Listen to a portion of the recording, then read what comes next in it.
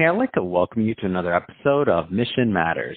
My name is Adam Torres, and if you'd like to apply to be a guest on the show, just head on over to missionmatters.com and click on Be Our Guest to apply. All right, so today I have Tom Finn on the line, and he's founder and CEO of Leg Up, and he's also a host of the Talent Empowerment Podcast.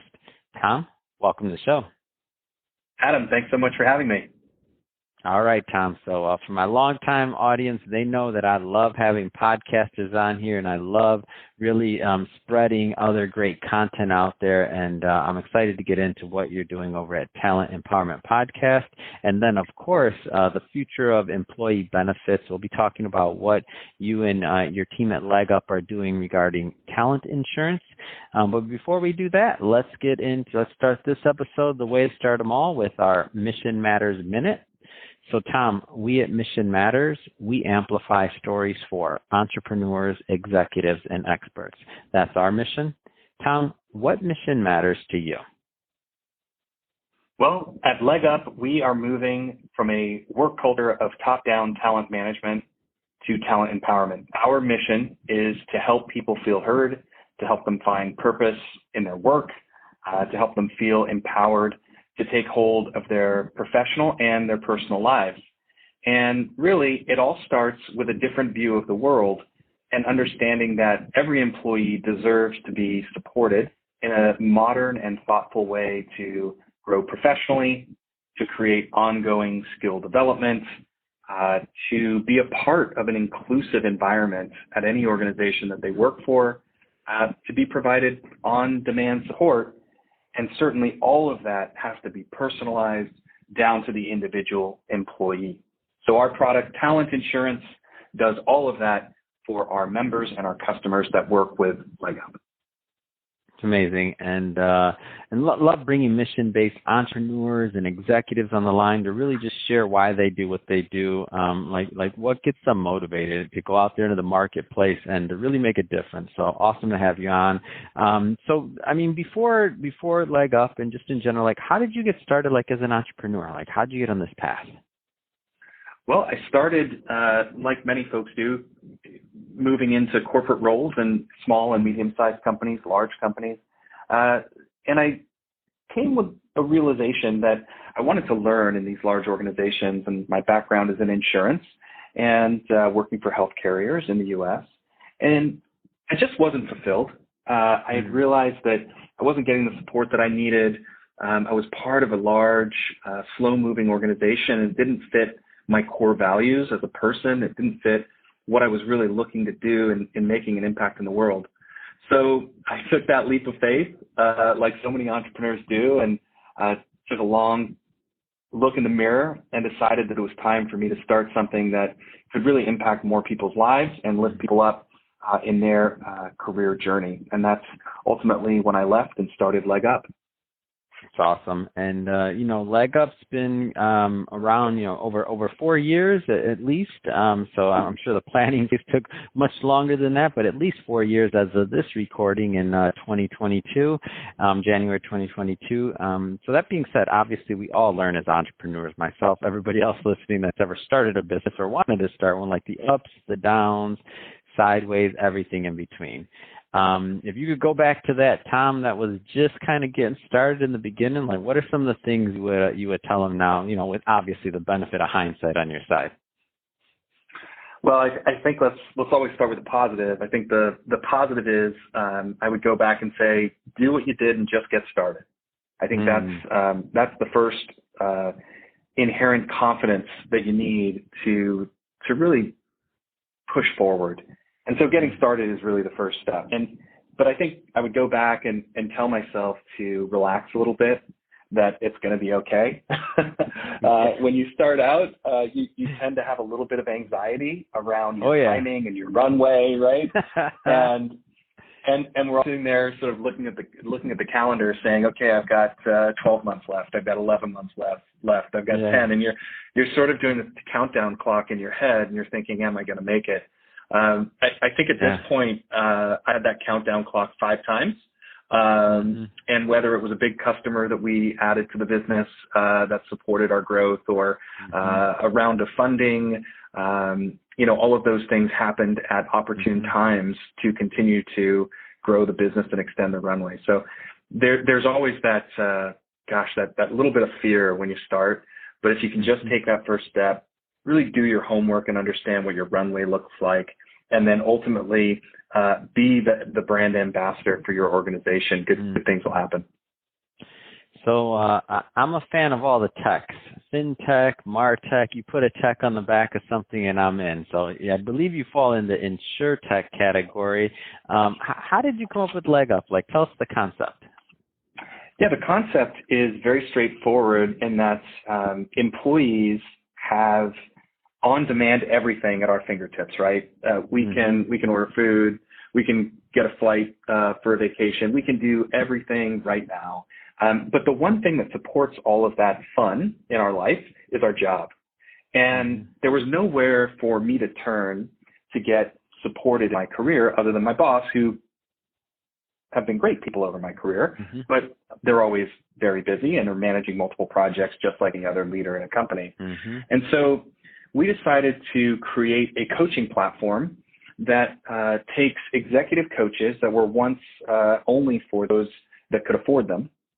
We put them into a network, and we started using productivity and well-being science to measure human behavior and then match people to executive coaches that match their own style in terms of learning and behaviors. So all of that happens in our technology platform, but that's not really the insurance part. The insurance part is more of a funding mechanism. So professional development or executive coaching can be very expensive. It can be upwards of $2,000 a month. So most traditional employees are going to have a hard time reaching that price point.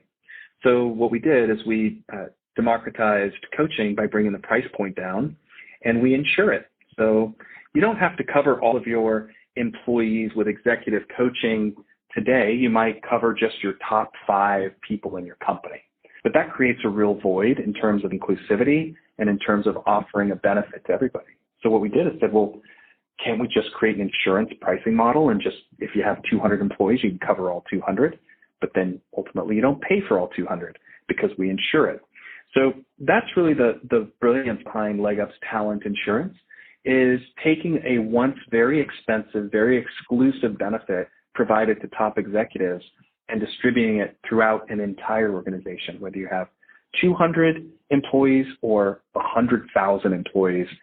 We have an offering that supports both. Wow, what an amazing story, and what an amazing just idea when you think about like retaining employees, and when you think about benefit packages, and when you think about like what's different one company versus another. All these things matter. And when you think about, a company saying something like career development, like we believe in that, like we have this, we have that, like this becomes a very tangible benefit and feature for the workforce. Well, it sure does. And I think, a lot of people think, gosh, I've already got a lot of things in place for my employees. I've got an EAP, which is an employee assistance program. I've got a learning management system. I'm doing group trainings. I put my employees through compliance. And that's fine. That's what we call talent management. Those are the days of sort of workplace hierarchies and top-down, pound the table management styles. Those days are behind us. Nobody's looking forward to group trainings and compliance and learning management systems where we're clicking through a badly made video to learn something. That's not what today's generation of workers is looking for. They're looking for, in contrast to that, a real opportunity to be empowered in their job, to be given the freedom to make decisions, to grow, to build their skills and their network within the company. And then ultimately, they want to see an inclusive environment that lifts others up from all backgrounds around their business. So there is a shift happening for those thought leaders in HR, from talent management to that empowerment piece, which is so important. What kind of response have you gotten from this? Like, how's the market taking this? Like the companies? We get individuals and leadership that fall into 2 buckets. We get the first bucket I would say about 60% of HR leaders and CHROs and talent development leaders say, my gosh, this is amazing. I get people analytics. I can see all the tools and the resources. This is amazing for my people. And this is so new and different. I can't wait to put it in. And that's the first response. And obviously we love that response. And then there's another group. And this group has a few more challenges. Maybe they're not early adopters to technology or new ideas, but they're stuck thinking that an EAP or pet insurance is going to retain an employee. And they're stuck thinking that, well, you know what, I've got LinkedIn Live and I've got 100 seats and I give that to my employees when they want it, and that's going to retain someone. And it's not. So we have to work on those folks, and we have to continually educate them to bring them around to understanding that what we put in place in 1940, which is an EAP, right? 1940s is when EAP started to control alcohol abuse in the workplace. And they evolved since then, but they haven't evolved that much.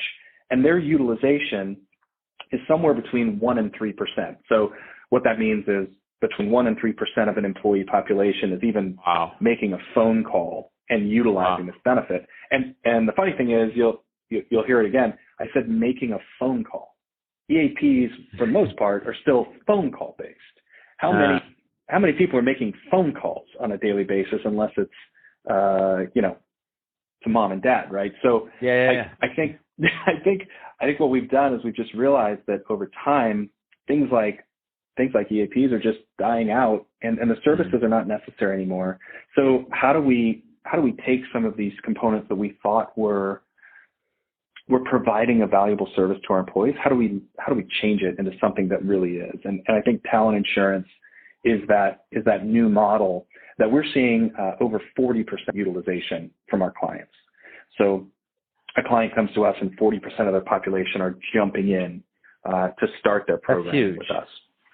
Yeah, that's huge in terms of adoption. And speaking of adoption, I mean, tell me about the user experience, maybe from two different sides. Maybe start from the employee side of actually using it, like the user experience there, and then maybe let's tackle that same question from the other side of things, from the enterprise or the business actually like implementing it for their employees. Yeah, great question, Adam. So let's start with the employee. So an employee would log into our Leggett platform after they have been given this product by their enterprise. So they log in, they get started, they will take an assessment that measures how productive they are at work. We'll measure 6 areas of productivity for the employee. We'll measure 6 areas of well-being in terms of their physical and emotional health as well. So we want to set a baseline and really understand where the employee is right now. Then we'll take the employee and we'll measure their learning style, and we'll understand how they learn, how they think.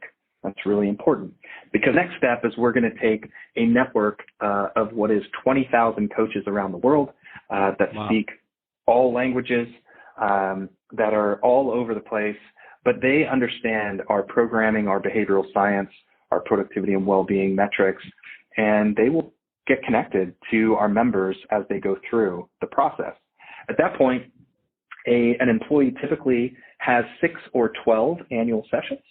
So they will have 6 or 12 meetings that are 50 minutes long with their executive coach or their partner in crime, and start to really unpack what it is that their needs are at work and at home, which has a lot of great benefits in productivity and well-being. I'll give you a couple.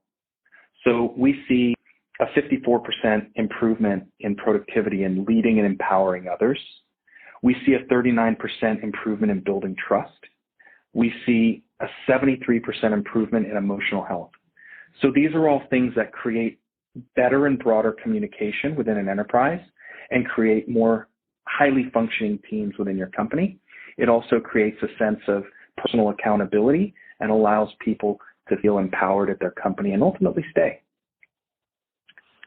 It's awesome. I mean, what a great thing. And I mean, one of those big numbers you said, like 40% adoption rate versus the old antiquated phone call system of 1% maybe adoption. Or that's just, it's night and day, like what you're doing, how you're implementing it, and just the adoption rate. That's a big deal. So I want to switch focus slightly here for a moment. So I got to hear about this podcast. So Talent Empowerment Podcast.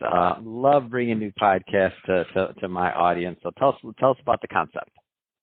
Yeah, thanks, Adam. So the Talent Empowerment Podcast is very much an opportunity to lift up those that are in HR and talent people positions around the world.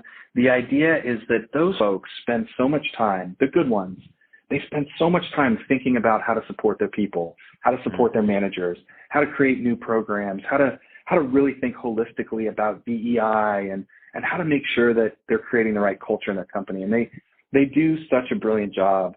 And we thought, well, why wouldn't we put these great leaders on a pedestal and create a discussion forum and a podcast around lifting others up? And so my intention is to lift up those that are lifting up the employees of their company and give them a spotlight and a moment to really share their story and share the innovation that is coming out of this leadership group. That's great. I mean, it's a great concept. It's a great way to give back and use your platform to lift others up. It's a wonderful story. So, Tom, I'll just say it's been really great having you on the show. If somebody's listening to this and they want to learn more about Leg Up, or they want to learn more about the podcast and the journey, I mean, what's the best way for people to connect overall? Yeah, I think there's a couple of websites you can go to. You can go to www.legup, that's leggup.com, and check us out. You can connect with Tom Finn Leg Up on LinkedIn if you'd like to connect with me personally. Or if you'd like to check out the Talent Empowerment Podcast, you're welcome to do so at talentempowerment.com. And so that's an easy way to make a connection as well. Awesome. And to the audience, as always, thank you for tuning in. Hope you got a lot of value out of this. If this is your first time with Mission Matters, just to let you know, we're a platform that's all about bringing on mission-based entrepreneurs and executives and having them share why they do what they do, what their mission is, and how they're adding value to the marketplace. If that is the type of content you're into, we definitely welcome you to hit that subscribe button, because we have many more mission-based individuals coming up, and we don't want you to miss a thing. And Tom, it's been a lot of fun getting to know more about yourself, your background, Leg Up, your podcast. Let me repeat to my audience, go check that out, Talent Empowerment Podcast. Definitely subscribe to that. And Tom, thanks again for coming on the show. It's been fun. Hey, thanks so much for having me.